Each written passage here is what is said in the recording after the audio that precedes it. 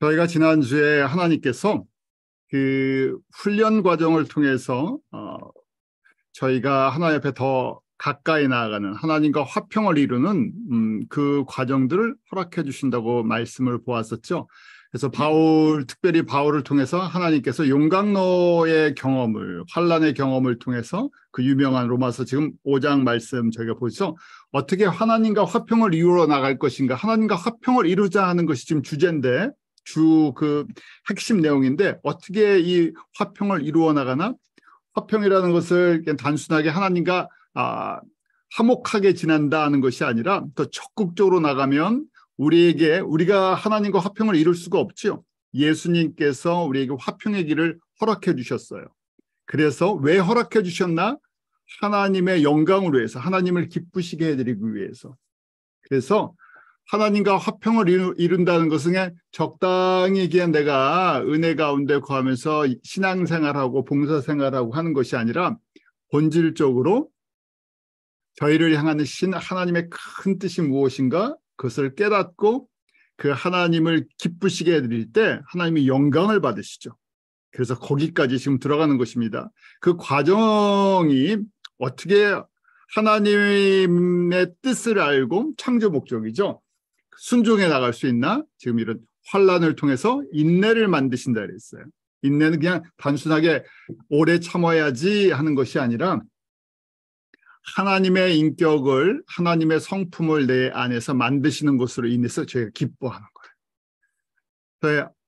어려서 학교 다닐 때 뭐 참으린 3번 하면 뭐 이렇게 웬만한 걸 다 견디고 나갈 수 있다고 학교 선생님들이 막 그러셨죠. 그래서 매 맞을 때도 참으린 하면서 저희가 주입식으로 그렇게 배웠는데, 내 의지를 갖고 참는 것이 아니라 그런 것은 세상에 인내고, 우리가 예수 그리스도 안에서 갖는 이 인내는 예수님이 나를 예수님의 성품으로 만들어 가시는 과정이라는 것을 인정하고 제가 그것을 기뻐하는 거죠.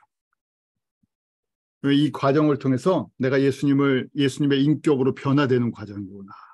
그래서 그 인내는 뭘 만든다 그랬었죠? 연단이라 그러는데 그 캐릭터죠. 그래서 그 프로븐 캐릭터, 하나님이 인정하시는 캐릭터예요. 사람들이 인정하는 캐릭터가 아니라 하나님이 보시기에 이건 내가 지금 도장을 찍어주시는, 그래 이 캐릭터는 나를 닮았구나 하는 거예요. 그래서 인내를 통해서 지금 연단이라는 이 캐릭터를 만들으셨어요. 이 캐릭터는 그 다음에 뭘 만들어내죠? 소망을 만들어내는 거예요. 어떤 소망이요? 제가 새하늘과 새 땅, 새 예루살렘에 대한 소망이에요. 또 다른 얘기로 하면 우리가 요한계시록의 주제는 예수님께서 신부들에게 하시는 말씀이라 그랬어요. 신부들에게 지금 이렇게 환난과 인내와 연단과 소망을 통해서 이제 예수님의 신부가 되어가는 거예요. 그 소망을 저희가 있으니까 어떻게 됩니까? 너무나 감사하고 찬송하고, 그 다음에 이 땅의 것에 의해서 이 세상의 변하는 거에 의해서 흔들리는 것이 아니라 변하지 않는 예수님의 사랑 안에서 더더 우리가 하나님과 화평을 이루어 나갈 수 있는 그 과정이 만들어지죠. 이렇게 바울도 저희가 잘 아는 것처럼 고린도 전후서를 기록할 때, 우리 고린도 전후서는 주후 55년에 기록했어요. 예수님을 만나고 35년에, 우리가 예수님을 주후 35년에 다메섹 선상에서 바울이 예수님을 만났다고 저희가 보죠. 그리고 20년의 시간이 흐르는데 20년 동안 이 과정을 하나님이 허락하신 거예요. 왜 이런 고난을 받았나? 예수 그리스도의 이름을 증거하느라. 그러니까 유대인들에게는 예수 그리스도의 이름을 증거하는데 왜 이런 고난을 받습니까?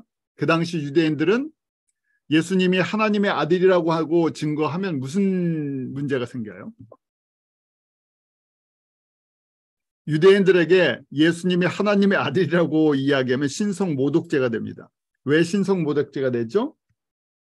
성부 하나님만 인정을 하기 때문에 사람이 하나님이 된다 하면 그 자체가 신성모독이에요. 그래서 삼위일체를 유대인들은 인정을 하지 않아요. 삼위일체 개념이 없어요. 저희 유대교랑 기독교가 같은 것 같으면서도 다릅니다. 왜냐하면 유대교는 성부 하나님만을 믿어요. 근데 저희는 삼위일체 하나님을 믿죠. 유대인들의 입장에서는 하나님이 인간이 된다, 인간이 하나님이 된다, 이 개념 자체가 받아들이지 않는 신성모독이에요. 그래서 예수님께서 내가 하나님의 아들이라는 얘기는 내가 하나님이다. 그래서 Son of God라고 얘기할 때 그 자체로 신성모독이 돼버리는 거예요. 그러니까 예수님을 돌로 쳐서 죽이려고 했죠. 똑같은 것을 바울이 증거하니까 어떻게 돼요? 바울도 똑같이 죽이려고 했던 거예요. 그래서 유대인들에게는 그렇게 핍박을 받았고, 로마 사람들에게는 왜 핍박을 받습니까? 황제가 있는데 우리에게 왕이 있다 그러니까요. 이걸 세상적인 인간적인 왕으로 생각하는 거예요. 그러니까 이게 뭡니까? 영모죄예요. 영모죄. 로마 사람들에게는 영모죄예요. 그 외에도 예수 그리스도의 복음을 전하는 과정 속에서 수많은 위험과 어려움을 당하죠. 그 과정들, 그래서 그런 환난을 통해서 인내를, 그 다음에 연단을, 소망을, 바울도 이 과정이 하는 얘기입니다. 그러니까 저희도 당연히 이 과정을 저희가 겪는다고 생각하면 이 과정을 겪는 것이 복이에요. 나에게도 하나님께서 이런 은혜를 베풀어 주시는구나. 이 과정을 통해서 내가 godly character를 예수님께서 만들어 주시는 거예요. godly character가 있어야지 우리가 이제 성결이라고 얘기를 하죠. 성결의 그 열매가 있어야지 그 다음에 진짜 소망이 생겨요. 사역을 해도 사람들이 보기에는 제 교회 생활을 하다 보니까 저희가 항상 이 빨리 눈에 보이는 결과를 원하죠. 그래서 사역을 하고 결과를 바로 우리가 보기를 원해요. 그런데 그거랑 진짜 소망은 다르죠. 왜냐하면 우리 눈에 보기에는 열매가 작은 것처럼 보여도 그것이 하나님의 안목으로 볼 수 있는 그런 시각이 있냐는 거예요. 그 시각을 가지려면 지금 이 환난과 인내와 연단 통해서 이 영적인 시각이 열리기 시작하죠. 하나님이 어떤 때 기뻐하시는지 그게 보이기 시작해요. 바울이 이렇게 고린도후서 11장 23절부터 저희가 잘 묵상하는 말씀이죠. 얼마나 많은 고난을 받았나. 지금 주 55년, 20년 동안에. 또 이러면서 한쪽으로는 또 어떤 경험을 시켜주십니까? 삼층천 경험을 시켜주세요. 삼층천은 하나님의 보좌라고 하는 것이죠. 저희가 이제 새하늘과 새 땅의 개념으로 볼 때는 하나님의 보좌가 어디에 있죠? 새 예루살렘에 있어요. 센터. 그래서 거기 가장 하나님의 영광이 가득한 것을 보게 되는 거예요. 그러니까 이 땅에서 받는 고난이나 환난이나 핍박이나 내가 예수님 때문에 받는 이것이 감사의 제목으로 바뀌는 거죠. 견딜 수 있어요. 우리 스데반 집사님이 죽기 전에, 순교당하기 전에 하늘이 열리고 하나님 보좌를 보죠. 그 보좌의 영광을 보죠. 그때 육신의 죽음을 극복하는 그 믿음의 모습들을 저희가 보게 돼요. 이것도 주님께서 특별히 보여주시는 그 은혜죠. 그리고 고린도후서 12장 1절에 보면 내가 부득불 자랑하노니 주의 한상과 계시를 말하리라. 내가 그리스도 안에 있는 한 사람을 아노니 14년 전에 그가 셋째 하늘에 이끌려 간 자다. 자기 자신을 3인칭 표현으로 썼죠. 하도 고린도 성도들이 무슨 영적인 특별한 은혜를 경험하면 그거 가지고 자랑하고 그거 갖고 누가 더 높냐 낮냐 그런 걸 갖고 경쟁도 하고 그러니까 부득불 자랑한다. 자랑 안 하고 싶은데 이 이야기를 좀 해줘야 되겠다는 거예요. 그래서 지금 11장에 이런 고난도 있었는데 또 지금 12장에 보면 14년 전이라고 그러니까 55년 빼기 14년이면 몇 년도쯤 되겠어요? 41년이니까 바울이 무명의 전도자로 생활할 때죠. 우리 45년에 안디옥 교회에 가서 지금 사역을 시작해서 46년에 1차 선교여행을 갑니다. 그 전이에요. 그러니까 혼자 외로울 때, 아무도 인정해 주지 않을 때 기독교 공동체에서도 배척당하고 유대인에게도 배척당하고 혼자 외롭게 그렇게 지낼 때 그 많은 고난 속에서 이런 은혜를 베풀어 주셔서 달려갈 수 있는 힘을 주셨다는 거예요. 그래서 고린도후서 12장 4절에 보면 그가 낙원으로 이끌려가서 말할 수 없는 말을 들었으니 사람이 가히 이르지 못할 말이로다. 표현해도 알아듣지 못한다는 얘기예요. 바울이 이 과정을 통해서 지금 이런 과정을 통해서 지금 환난과 인내와 연단과 소망의 과정들을 허락받고 훈련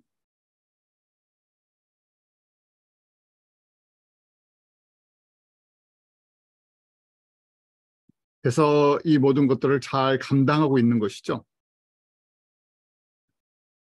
자, 바울이 이걸로 또 훈련이 끝나지 않았어요. 2차 용광로 훈련이 또 남아 있는데 사실은 한쪽은 위대한 저희가 알고 있는 바울 사도, 이 이방인 사도로서 사역을 감당하고 또 한쪽은 우리가 잘 아는 대로 서신서를 기록하면서 이 신약 성경의 신약의 신학을 만들고 있어요. 그런데 또 그러면서 저희 같으면 어떻게 됩니까? 이 정도 위대한 사도면 그만 훈련을 하도 될 것 같은데 또 훈련이 아직도 남아 있어요. 무슨 훈련이 남아 있죠? 저희가 잘 아는 것처럼 1차, 2차 투옥의 과정이 있어요. 바울이 이걸 알고 있었죠. 계속해서 주변의 사람들을 통해서 또 성령님께서 본인에게도 이 과정들을 보여주셨어요. 그래서 저희가 1차 투옥은 2년 동안 로마에 가서 그 가택연금 상태에 있었죠. 가택연금 상태에 있으면서 저희가 잘 아는 옥중서신 4권을 기록합니다. 그 바울의 많은 사역들이 있어요. 바울이 두란노선에서 에베소에서 이방인 제자들을 양육해서 이방인 선교사로 파송을 합니다. 그 다음에 저희가 잘 아는 것처럼 13권의 서신서를 그러니까 신약성경 사복음서 빼놓고 대부분 나머지의 서신서를 사도 바울을 통해서 정리시켜 주셨어요. 그러니까 신약의 이 신학이 예수 그리스도의 신학이 바울을 통해서 정리가 되었죠. 그러면서도 또 개척 선교사의 사명을 감당하면서 계속 움직이고 있죠. 이렇게 바울이 이러면서 지금 저희가 잘 아는 것처럼 고린도 전후서를 주후 55년에 기록했다 그랬죠. 3차 여행 중간에 20년 훈련받고 그래서 그 유명한 고린도전서 13장을 기록합니다. 20년을 훈련받았을 때 비로소 우리가 이 바울이 그리스도인의 핵심적인 캐릭터가 무엇인가를 갖다 정리해 주는 거예요. 바울도 굉장히 강한 사람이에요. 그리고 어떻게 보면 완벽주의자죠. 그 다음에 태스크 오리엔티드, 철저하게 처음부터 아주 강하게 사역을 밀고 나갔던 사람보다. 그런데 그 시간이 지나면서 깨어지죠. 누구보다도 자존심이 강했던 사람이에요. 유대인 중에 유대인이고 바리새인 중에 바리새인이고 가말리엘 제자였고 세상으로 얘기하면 저희가 얘기하면 정말 유대인 중에서는 탑 클래스에 있었던 사람이죠. 아쉬움이 없었던 사람이에요. 누구한테 자존심 낮추고 할 사람이 아니죠. 그런데 어떻게 합니까? 가장 낮은 자리까지 다 낮춰버리세요. 사람들도 여러 가지 어려운 것이 있어요. 내가 깨어지기 어려운 부분들, 내 안에 있는 자존심, 여러 가지 있잖아요. 물질의 어려움을 당하시는 분도 있고, 뭐 가정의 어려움을 당하시는 분도 있고. 그런데 사람이 제일 많이 힘들어하는 것이 자존심 깨지는 거죠. 다른 거는 조금 견뎌도요. 이 자존심이 깨지면 내가 없어지는 것 같은 그런 아픔이 있어요. 자, 바울도 이 과정을 통해서 이렇게 지금 만들어 주신 거예요. 자, 왜 바울에게 이런 훈련을 허락하셨나요? 바울같이 이 위대한 사람도요. 첫 번째 목적이에요. 로마서 5장 1절. 그러므로 우리가 믿음으로 의롭다 하심을 받았으니 우리 주 예수 그리스도로 말미암아 하나님과 화평을 누리자. 사람이 아무리 똑똑하고 믿음이 있다 그래도 하나님과 그냥 화평이 이루어지지 않는다는 얘기예요. 뭘 통해서요? 훈련을 통해서. 다른 얘기로는요, 훈련을 통해서 은혜가 진짜 무엇인지를 깨닫게 되고 하나님의 사랑이 무엇인지를 그 십자가의 은혜가 자꾸만 묵상이 되어지는 거예요.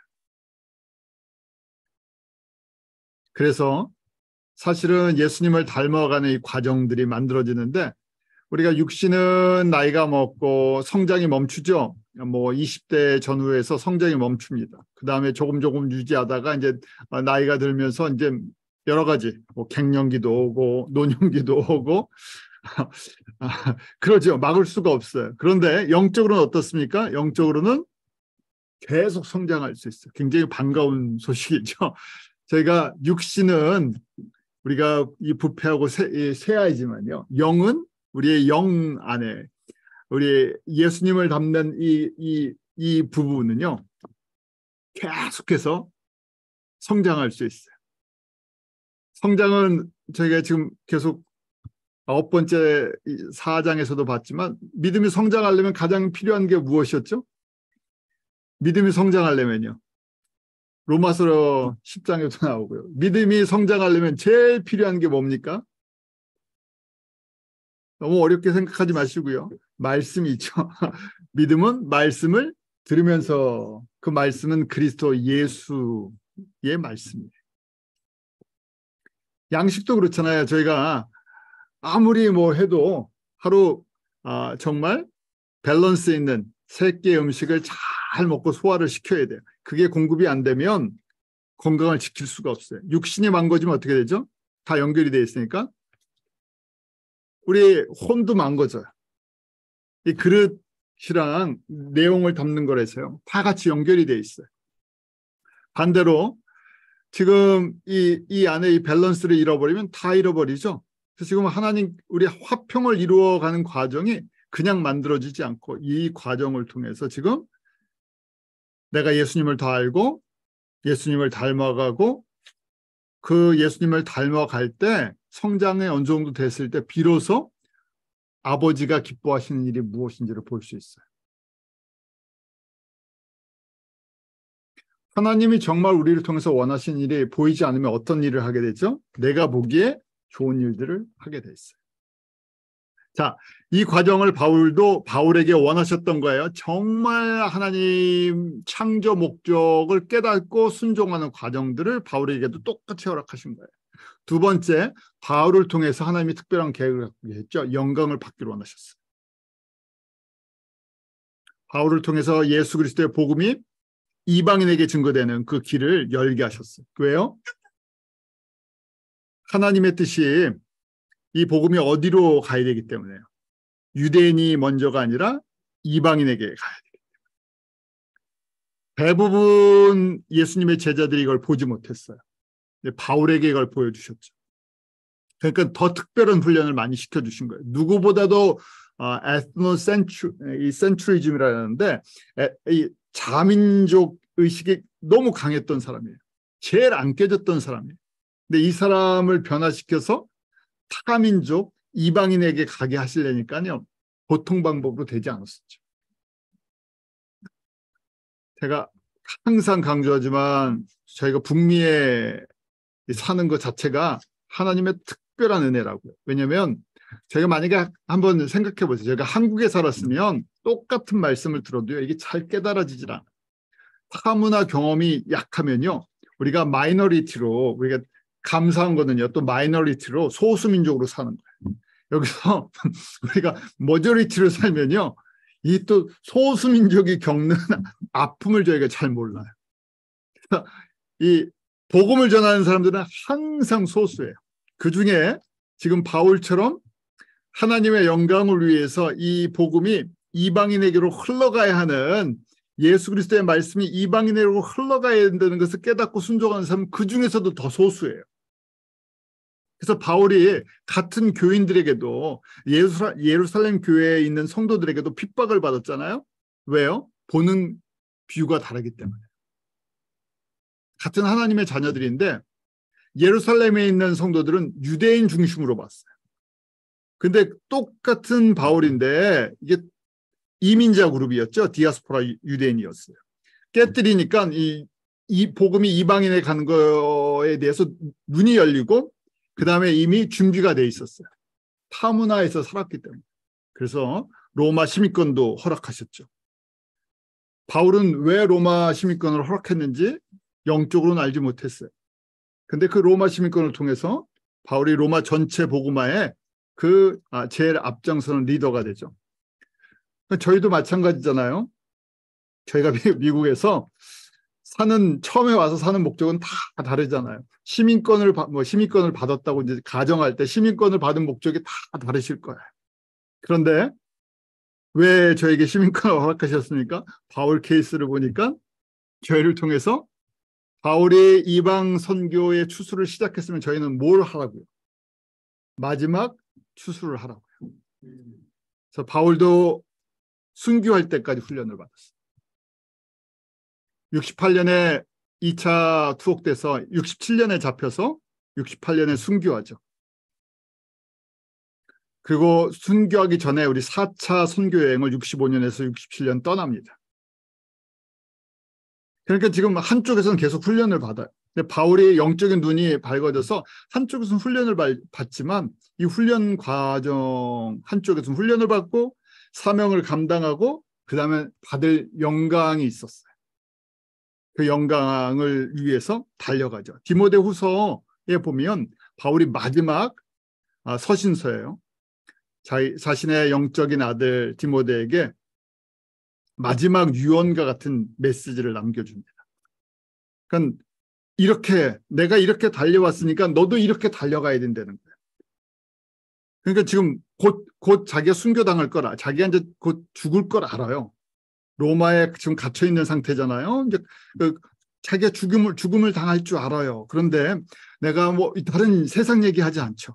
마지막 남기는 그 메시지가 영적인 아들에게 우리 디모데후서 4장 7절 8절 보면 내가 선한 싸움을 싸우고 나의 달려갈 길을 마치고 믿음을 지켰으니라고 돼요. 이것이 영적인 싸움이라는 거예요. 그리고 달려가야 한다. 세상에서도 그러잖아요. 어디를 보고 달리느냐에 따라서 인생의 다 달라진다 그러는데 저희 믿음도 마찬가지예요. 믿음의 종착역을 알지 못하고 달려간다 그러면요. 그것처럼 안타까울 게 없을 것 같아요. 그런 의미에서 우리의 믿음의 이 땅에 우리의 믿음의 여정의 끝이 무엇인가를 정확하게 알아야 되죠. 그것이 종말론이에요. 근데 종말론은 무서운 얘기도 아니고 요한계시록이 우리의 끝의 모습이에요. 이 세상의 끝의 모습이고 새하늘과 새 땅의 그 영광의 모습이에요. 세상은 끝나지만 우리는 끝나는 게 아니죠.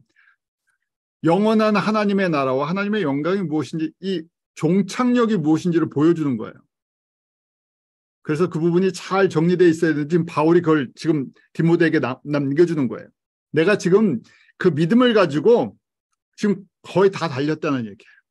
그래서 4장 8절에 디모데후서 이제 후로는 나를 위하여 의의 면류관이 예비되었으므로 지금 하나님의 보좌의 영광이 보이는 거예요.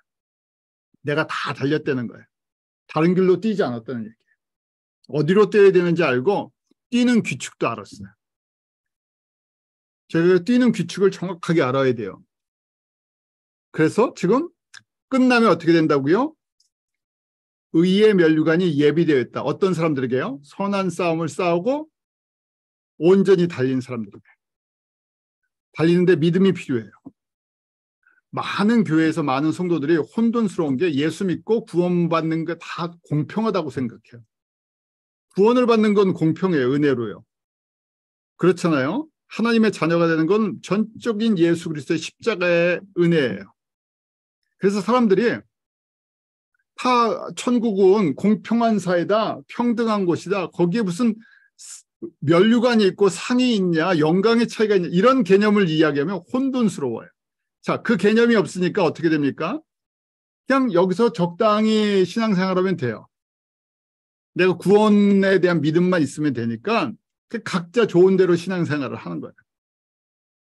방향이 없죠. 방향이. 왜 뛰는지도 몰라요. 그래서 내가 보기 좋고 또 사람들이 감동을 받고 사람들이 보기에 선한 것들 윤리적인 것, 도덕적인 것, 그 신앙생활 잘한다고 생각하는 거예요. 근데 분명한 것은 하나님의 이 지금 규칙대로 뛰었을 때 면류관이 있다는 거예요. 그래서 바울이 그것 때문에 지금 여기까지 지금 면류관이 있다는 걸 가르쳐주고 있는 거예요. 그래서 주 곧 의로우신 재판장이 그날에 내게 주실 것이다 하고 말씀하죠. 예수님이 재판장이 돼서 주신다는 거예요. 그런데 뭐라고 말씀하십니까? 나만 아니라 내게만 아니라 주의 나타나심을 사모하는 모든 자에게다. 그래서 지금 디모데에게도 바울과 똑같은 믿음을 갖기를 원했던 거예요. 로마서 지금 5장으로 보면 하나님과 화평을 온전히 이루어서 나랑 같이 똑같이 뛰자는 거예요. 내가 너에게 남겨줄 유산이라는 거예요. 저희가 사실은 유산 그러면요, 눈에 보이는 거 다 원하잖아요. 뭐 돈이 됐든 땅이 됐든 집이 됐든 눈에 보이는 걸 원해요. 그래서 그걸 나눠주면 야, 내가 좀 유산 좀 받았다 그러는데 지금 바울이 남겨주는 거예요. 바울이 남겨주는 가장 귀한 것이 무엇입니까? 내가 지금 뛴 것처럼 너도 뛰어서 예수님이 결산을 하신다는 거예요. 예수님이 그 모든 것들을 결산을 하는데 그때 세상이 지금 불로 태워도 하지 않는 영원한 하나님의 영광에 참여하는 온전한 그 가들리 캐릭터가 있어야 돼요. 그 무슨 얘기냐면 왜 이렇게 뛰었냐는 거예요. 동기가 피오해야 돼요. 예수님을 사랑하기 때문에. 예수님의 은혜가 너무 커서. 그래서 무엇을 뛰었는지도 정확하게 알고 있어야 돼요. 지난번에도 말씀드렸었죠. 그래서 무조건 뛰고 무조건 일을 하는 게 아니라 지금 바울이 그래요. 선한 싸움 싸우고 달려갈 길을 마치고 믿음을 지켰다. 어떤 믿음이요? 세 번째 믿음. 첫 번째, 두 번째, 세 번째 믿음 다 들어있는 거예요. 세 번째 믿음. 세 번째 믿음은 내가 예수님의 우리가 얘기하면 우선순위를 최우선으로 예수님의 영광과 하나님의 그 뜻, 예수 그리스도의 생명의 떡을 나눠줘서 사람들을 살려내는 일에 내가 온전히 순종하면 어떻게 된다고요? 그때 하나님이 영광 받으신다는 거예요. 근데 그렇게 기쁨으로 뛰었는데 하나님의 영광으로 뛰었는데 이게 부수적인 거예요. 상을 받으려고 뛴 건 아니에요. 사랑하기 뛰었는데 부수적으로 따라오는 게 뭐예요? 기업과 면류관과 상급을 주신다는 얘기예요. 그래서 그게 보인다는 얘기예요. 바울이 보이니까 이거 나눠주고 싶은 거예요. 저희도 그렇잖아요. 사실은 우리 자녀들에게 귀한 거 나눠주고 싶으시죠. 부모들은 다 똑같은 마음이에요. 나는 조금 힘들어도 자녀에게들은 항상 더 좋은 걸 주고 싶으세요. 그래서 열심히 일해서 자녀들을 위해서 다 헌신하잖아요. 근데 가장 귀한 것이 지금 바로 지금 디모데 후서 4장 7절과 8절. 왜요? 바울이 자녀가 있었는지 육신의 자녀가 있었는지 없는지는 저희가 모릅니다. 그런데 분명한 것은 바울이 가장 사랑하는 대표적인 자녀가 누구예요? 디모데예요. 디모데에게 지금 이걸 남기고 있는 거예요. 그럼 저희도 똑같은 거죠? 저희도 이거 받아야 돼요. 그렇잖아요. 바울이 디모데라고 했지만 저희가 디모데가 돼야 되잖아요. 저희한테 남겨주는 유산이에요. 이걸 붙잡아야 돼요. 그다음에 이걸 또 저희도 나눠줘야 되는 거예요. 그래서 저희가 그것이 아프리카가 됐던 남미가 됐던 아시아가 됐던 뭐 나눠주려고요. 바울의 이 믿음과 이 달려가는 길을 나눠주고 싶은 거예요. 나도 받고. 왜요? 사랑하기 때문에요. 근데 누가 주시는 거예요? 예수님이 이렇게 주시는 거예요. 예수님이 의로우신 재판장이라 그러시잖아요. 예수님이 이거를 따라 살 때 예수님이 기뻐하신다는 거예요. 그래서 이러한 믿음의 소유자가 되려면 어떻게 해야 됩니까? 이 믿음을 사모해야 돼요. 기도해야죠. 제가 기도할 때 기도 제목 많잖아요. 참 기도 제목이 너무 많아요. 그런데 내가 이 믿음을 먼저 달라고 하세요. 저희 간구할 게 너무 많아요. 그런데 큰 거를 구하고 나면 나머지는 어떻게 돼요? 큰 게 정리가 되면 나머지는 구하지 않아도요. 내가 말 못해도요. 내가 표현 다 못해도요. 어떻게 하신다고요? 책임져 주세요. 왜요? 하나님께서 그 아들을 주시면서요. 독생자를 주셨잖아요. 우리 요한복음 3장 16절 너무 많이 암송하죠. 하나님이 세상을 이처럼 사랑하사 그러는데 얼마큼 사랑하셨어요? 자기 자신을 다 포기하시도록. 예수님이 하나님이시잖아요. 자기 자신을 다 포기하시도록 사랑하셨어요. 다 주셨어요. 그러니까 안 주신 게 없어요. 그렇게 생각하시면 돼요. 안 주신 게 없는데 저희는 또 뭐라 그래요? 더 달라는 것도 좀 아니 예수님 앞에 물론 저희가 가까워서 너무 가까워서 구하는 건 좋아요. 그런데 믿음이 없이 또 구하죠. 불안해서 안 줄까 봐. 그러니까 저희가 어릴 때 어떻게 합니까? 안 줄까 봐 산에 가서 누구보다 내 목소리가 더 커야 되니까 우리 그런 거 하잖아요. 더 크게 기도하고 옆에 사람한테 질세라 내 목소리 더 크게 하고 은사 달라고도 그러고 그러잖아요. 그래서 지금 이게 너무 작은 거예요. 예수님이 다 주실 수 있어요. 그런데 제가 그런 말씀드리죠. 성숙하면 진짜 아버지가 기뻐하시는 걸 구하는 거예요. 아버지가 이거 원하시죠? 그러면 어떻게 나머지는 그러죠. 자녀들이 엄마 아빠의 마음을 다 알아요. 그래갖고 엄마 아빠 기쁘게 해드리려고 딱 엄마한테 정말 엄마가 원하는 걸 딱 선물로 줘요. 그럼 뭐합니까? 엄마는 있는 것까지 다 털어서 그냥 다 줘요. 말하지 않아도. 세상의 부모도 그러는데 예수님이 우리의 필요한 거 모르십니까? 아니죠. 그래서 그걸 구하라는 얘기예요. 몰라서 구하라는 게 아니라 기뻐하시니까 구하라는 거예요. 그래서 그 다음에 어떻게 합니까? 이런 믿음을 사모하고요. 구하고 그것을 향해서 푯대를 향해서 쫓아가야 돼요. 한 걸음 한 걸음. 빌립보서 3장 12절 내가 이미 얻었다함도 아니요 온전히 이루었다함도 아니라 오직 내가 그리스도 예수께 잡힌 바 된 그것을 잡으려고 쫓아가노라. 바울이 그러죠. 주 60년에 이게 사역을 마쳐갈 때예요. 뭐 아직 저희 계신 분보다 바울이 훨씬 젊어요. 그런데 그때는 평균 수명이 짧았으니까 바울이 연세가 많지 않으셨어요. 그렇지만 바울이 이제 얼마 시간이 안 남았어요. 얼마 시간이 남지 않았는데 뭐라고 얘기합니까? 내가 지금 여태까지 한 거 이거 세상에서 자랑할 거 있잖아요. 사역적으로. 근데 그런 게 아니라 예수께 잡힌 바 된 그것 지금 계속해서 달려간다는 거예요. 그래서 13절에도 나는 아직 내가 잡은 줄로 여기지 아니하고 오직 한 일 뒤에 있는 것은 잊어버리고 앞에 있는 것을 잡으려고 푯대를 향하여 그리스도 예수 안에서 하나님이 위에서 부르신 부름의 상을 위하여 쫓아간다. 그 부르신 걸 향해 달려가는 거예요. 바울을 부르신 것이 무엇입니까? 이방인의 사도로 복음이 어디까지요? 땅 끝까지 증거되는 걸 원하셨어요. 모든 족속으로 제자를 삼는 걸 원하셨어요. 바울이 쉬지 않고 달려갔어요. 붙잡힐 때까지, 죽을 때까지. 바울이 제가 릴레이 경기라고 하면 마라톤 릴레이예요. 그때 뛰기 시작했던 사람이라면 저희는 지금 마지막 주자들이에요. 마지막 주자들.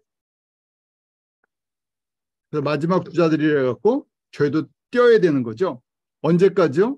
내가 예수님을 만날 때까지. 나 혼자 뛰는 것이 아니라 지금 뭐라고 얘기해요? 바울이요? 다음 뛰는 우리 디모데에게 제자들에게 넘겨주고 있는 거예요. 나도 지금 부름의 상을 향해서 지금도 뛰고 있다는 거예요. 이제 곧 떠나야 하는데 아직 못 떠나고 있어요. 이유가 뭐겠어요? 더 많은 사람들이 뛰도록 내 뒤에 더 많은 사람들이 뛰도록 남겨줘야 할 사명이 있어서 그래요. 그래서 저희가 이 안에 가장 기본이 되는 것이 이제 그리스도의 사랑이죠. 왜냐하면 이 안에 예수님께서 베풀어 주신 사랑이 너무 크기 때문에 바울이 이걸 고백해요. 로마서 8장 35절에도 누가 우리를 그리스도의 사랑에서 끊으리요? 환난이나 공고나 박해나 기근이나 적신이나 위험이나 칼이다. 기록된 바 우리가 종일 주를 위하여 죽임을 당하게 되며 도살당할 양같이 여김을 받았나이다 한것 같으리라. 그러면서 뭐라고 합니까? 모든 일에 우리를 사랑하시니로 말미암아 넉넉히 이기느니라 그랬어요. 예수님의 사랑 때문에 환난, 공고, 박해, 죽음 어떤 것도 예수님의 사랑을 이길 수가 없어요. 그러니까 이 사랑을 계속 묵상해야 되잖아요. 그게 은혜예요. 로마서 8장은 7장이랑 다르죠. 8장에 이 은혜를 체험하는 사람들이에요. 그래서 바울이 지금 똑같은 표현들을 계속 다른 같은 내용을 여러 가지 표현들로 지금 도전을 주고 있는 거예요. 저희가 왜 성경 공부를 합니까? 바울처럼 그리스도의 사랑을 말씀을 통해서 확신을 가지고요. 더 하나님과 화평을 누리면서 저희도 뛰려고 하는 거예요. 특별히 저희가 누구보다도 예수님이 다시 오실 시간이 가까운 시대에 살고 있어요. 근데 세상은 점점 이 세상에다 눈을 돌리게 하잖아요. 그래서 저희가 더 못 뛰게 만드는데 사실은 가장 영광에 가까운 시대에 뛰는 사람들이죠. 그래서 그리스도의 이 사랑을 저희가 깨달을 때 우리가 아직 재현되었을 때 로마서 5장 6절부터 8절에 보면 우리가 아직 연약할 때 또 우리가 아직 재현되었을 때 우리의 상태가 어떨 때 예수님이 나를 찾아오셨나 하는 것들을 기억하게 해줘요. 연약할 때는 powerless라고 되어 있죠. 경건치 않은 자, ungodly. 죄인 되었을 때, sinner였을 때요. 그때 어떻게 하셨다고요? 사랑을 확증해 주셨다. 자랑할 게 없다는 거예요. 이게 지금 무슨 얘기예요? 예수님이 우리와의 관계 속에서 우리한테 뭘 기대할 수 있는 그런 처지가 아니에요. powerless, ungodly, sinner들이에요. 그러니까 저희가 예수님을 만나고 사는 건 저희가 덤으로 산다 그러죠. 그것뿐만 아니라 내가 예수님을 위해서 뛸 수 있는 것도 다 덤으로 뛰는 거예요. 이게 보면요. 우리 예수님을 만나기 전에 예수님이 나에게 찾아오셨을 때 예수님이 나를 위해서 십자가를 지실 때의 상태는요. 우리가 아무 가치가 없는 존재들이에요. 그냥 세상 얘기로 하면 써먹을 때가 하나도 없어요. 보세요. 하나님의 눈으로 봤을 땐 써먹을 데가 없는 사람들이었는 거예요. 파워레스한, 저희가 이왕이면 파워 있는 사람을 쓰죠. 파워레스한 사람을 쓰겠어요? 하나님이 이 하나님의 성품이 거룩한 건데 언가들리한 이걸 언제 고쳐서 쓰겠어요? 그 다음에 죄인이라고 얘기를 하죠. 그때 저희에게 하나님의 사랑을 십자가에서 직접 보여주셨죠. 그래서 또 다른 얘기로는 원수되었다. 로마서 5장 10절에 보면 곧 우리가 원수되었다 그래요. 그 정도가 아니라요. 쓸모없는 정도가 아니라 이제는 뭐예요? 원래 우리 신분이요. 거기에 원수되었다 그랬죠. 가스 에넘이라고 돼 있어요. 이건 보통 관계가 아니에요. 쓸모없는 정도가 아니라 이거는 원수라는 거예요. 대적의 관계.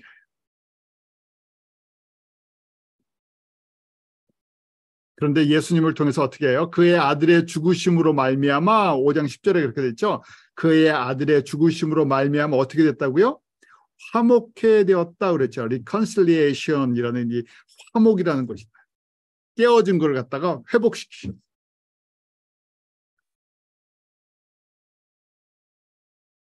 그래서 그냥 화목하게 된 게 끝이 아니죠. 화목하게 되었은즉 뭐라고 돼요? 화목하게 된 자로서는 더욱 그의 살아나심으로 말미암아 구원을 받을 것이다. 그뿐 아니라 이제 우리도 화목하게 하신 우리 주 예수 그리스도로 말미암아 하나님 안에서 또한 즐거워하느니라. 단순하게 지금 화목이라는 그냥 내가 이제 예수 그리스도 안에서 하나님과 평화를 누렸습니다. 이게 아니라요. 지금 하나님이 우리에게 생명을 주셨어요. 왜 생명을 주셨어요? 하나님의 즐거움에 우리를 참여시키시고 하나님의 영광을 나눠주고 싶으세요. 좀 우리가 쉽게 알아들을 수 있는 하나님의 기업을, 하나님의 나라를 우리에게 상속시켜주고 싶으신 거예요. 이게 뭡니까? 유산이에요. 우리에게 하늘의 기업을 좀 주고 싶으시다는 거예요. 그래서 하나님이 갖고 계신 이 하늘과 땅의 영광을 나눠주고 싶다는데 저희 개미 같은 저희가 어떻게 됩니까? 이걸 잘 못 알아들어요. 그럼 어떻게 줘야 기뻐합니까? 저희는 달러 개념으로 주면 기뻐해요. 달러 개념으로 주면 기뻐하는데 이걸 하늘의 개념으로 주면 이게 너무 커갖고 개념이 안 와요. 그렇죠? 그래서 제가 말씀을 통해서 하나님의 그릇을 저희가 하나님이 갖고 계신 이 그릇과 영광을 저희가 말씀을 통해서 조금씩 이제 눈을 뜨는 거예요. 아, 하나님의 나라가 이렇게 크구나. 우리가 이 땅에 사는 거는 여기는 연습장이잖아요. 그 연습장에서 조금 우리 가르쳐 주는 거예요. 밸류 개념도요.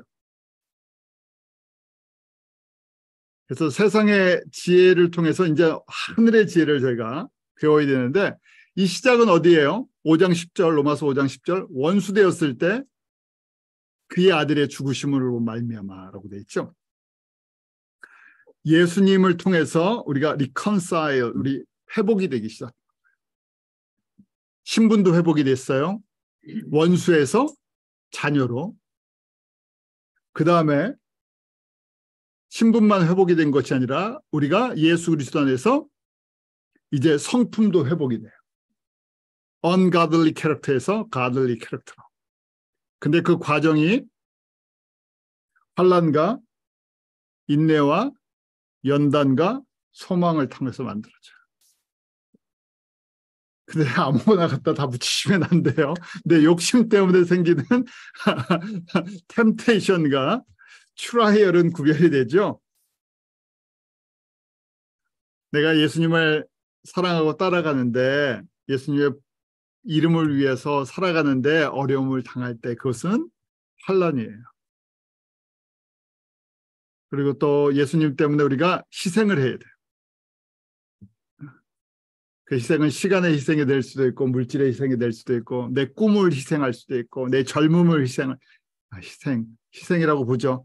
우리는 희생이라고 보는데 사실은 즐거움에 참여하기 위한 투자예요. 네, 경제 개념으로. 제가 투자 개념을 좋아해갖고 투자예요. 그래서 저희가 선교하는 게 희생을 하는 게 아니라 뭐 하는 거예요? 투자하는 거예요. 저는 뭡니까? 아니요, 전 투자 에이전트 하는 사람이에요. 브로커예요, 브로커. 제가 세상에서 투자 브로커를 안 써봐서 잘 모르는데, 월스트리트에 있는 사람들이 브로커들이 많죠. 여러분들 그 재산을 갖다가 어떻게 하면 잘 그 가이드를 해줘서 이 프로핏을 남기게 해주느냐. 그래서 여러분들이 믿을 만한 투자 회사나 스탁이나 그다음에 본드에다가 할 수 있도록 가이드를 해드리죠. 저는 그런 포지션에 있는 사람이에요. 그러니까 목회자를 잘 만나셔야 돼요. 목회자가 여기서 투자해서요, 여기다 투자해서요 그래갖고 투자했는데 프로핏이 없는데도 투자하실 수 있어요. 왜냐하면 원리를 모르니까. 이 지금 성서적인 원리를 저희가 그래서 배우는 거예요. 그다음에 여러분들 연습하는 거예요. 선교지 가서 연습해 보는 거예요. 이게 진짜 투자할 때 이게 투자하는 게 맞습니까? 하고 저희가 현장에 가서 한번 보는 거예요. 그러다가 진짜 주님께서 여기가 진짜 내가 여기서 일하는 거 보이지? 하고 할 때 우리가 이제 영적인 이 말씀 속에서 눈이 떠지는 거예요. 어디다 투자를 해야 되는지. 그럴 때 저희가 이걸 통해서 어떻게 됩니까? 하나님의 즐거움에 참여하는 거예요.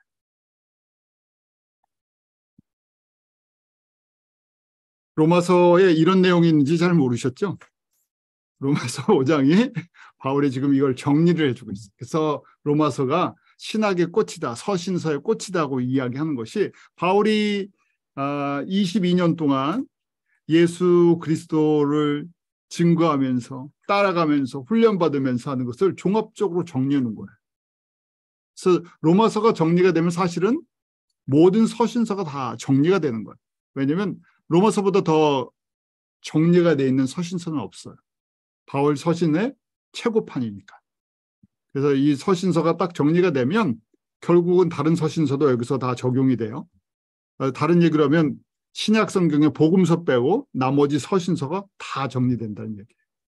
여러분들이 이 말씀을 또 묵상하시는 그리고 소화하시는 은혜가 있기를 원합니다. 기도하겠습니다.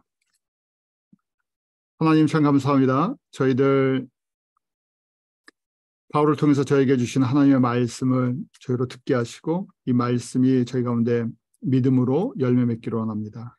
성령님 저희 한 사람 한 사람에게 지혜와 명철을 더하여 주셔서 이 말씀을 듣고 소화하게 하시고 예수 그리스도의 그 십자가의 능력과 은혜가 저희의 삶 속에 열매 맺게 하여 주시옵소서.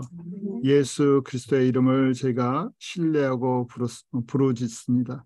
그 예수 그리스도가 나의 주, 나의 하나님이시며 나의 창조자시며 나의 전능자시며 나의 구원자시며 나의 모든 것 되십니다. 특별히 다시 오실 예수님을 바라볼 수 있는 시기에 저희들 하나님의 자녀로 하나님의 일꾼으로 불러주심을 감사합니다. 이 예수 그리스도의 생명의 말씀이 모든 민족 가운데 증거되는 그 귀한 통로로 저희도 쓰임받게 하시고 저희 같은 한 믿음 한 마음으로 주님 앞에 헌신할 때 주님의 영광에 참여하는 복을 누리게 하여 주시옵소서. 예수님의 이름으로 기도하옵나이다. 아멘.